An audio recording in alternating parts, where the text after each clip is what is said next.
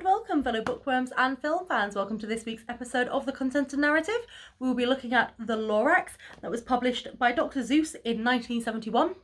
It was then adapted to film in 2012.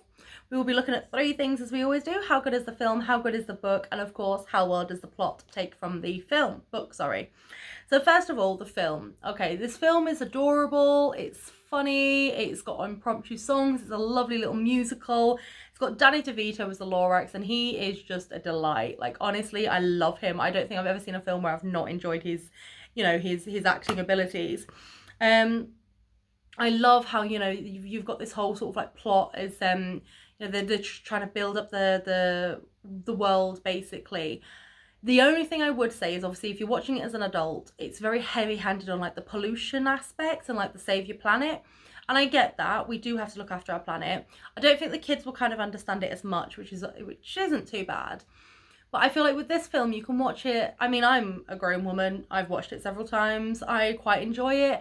I love a good musical, and it is a nice musical. You can't go wrong. And to be perfectly honest, like, I don't think it's too heavy-handed in that respect. Like, I quite enjoy it. And I feel like it's one of those children's films that you can watch with your kids and not want to, like, hit your head against the brick wall several times. You can thoroughly enjoy the film. I mean, obviously, I've watched it many, many times, and I like that it has a happy ending.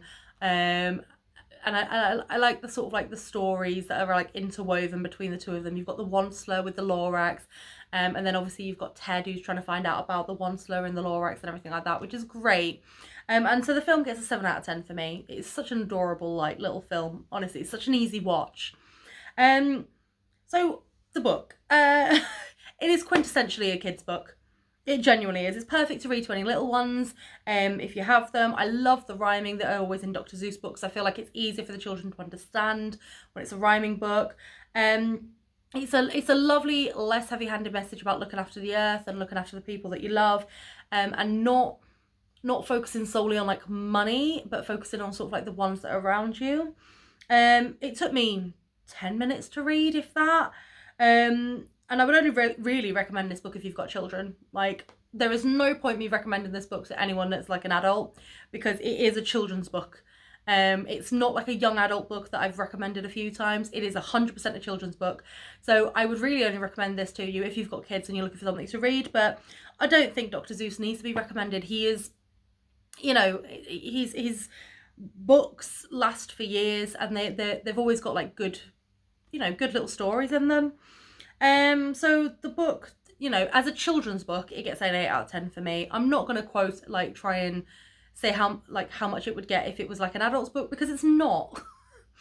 So the plot was a really nice, easy one, because as you can imagine, there's like, 12 pages. Like, most of it is obviously drawings. So the book starts with Ted going to the house of the Onceler to find out where the trees have gone. Now, he's not actually called Ted, it's literally just a child in the book. But obviously, because he's called Ted in the film, I found it easier for me to compare that way. The film starts with everyone singing in I can't say it. Sneedville? I don't know, however you want to say it. And no nature anywhere at all. But there's a girl that Ted is crushing on, okay, and she wants a tree for her birthday. So he then breaks out of the city to go see the Onceler, okay? Now, in both, the Onceler tells how the area was very different when he first arrived. It had beautiful, soft trees. It had, like, flying birds. Obviously, not all birds fly, but, it had loads of lovely birds. It had loads of bears everywhere. There was, like, fish in the lakes. It was beautiful. And then he sets up camp and chops down a tree to create his Thneed. That's Thneed, by the way, which is basically a multi-purpose item of clothing, apparently. Now, by chopping down the tree, he invited the Lorax into the place, because the Lorax speaks for the trees, because the trees don't have a voice of their own.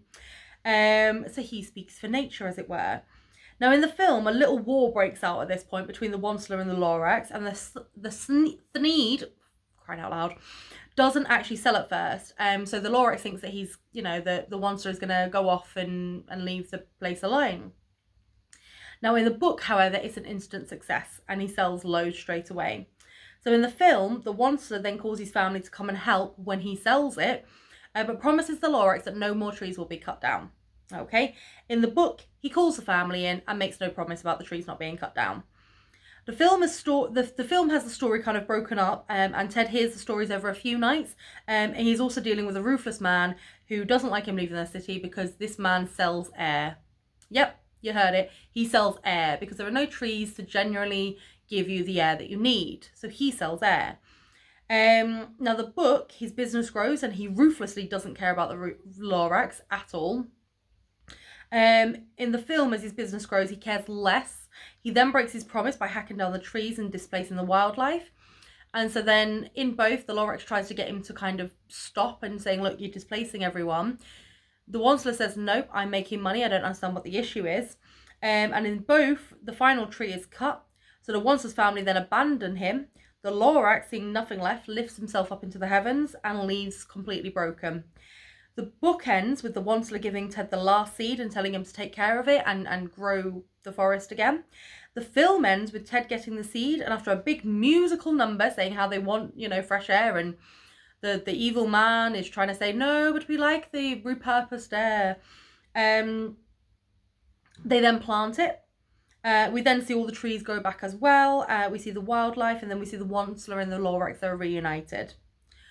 So, obviously, the film had a lot more to it than the book, but that's to make it film worthy. Like, they had the whole sort of like subplot of Ted going back and forth. They had the nice happy ending where you saw the Lorax and you saw the Onceler together.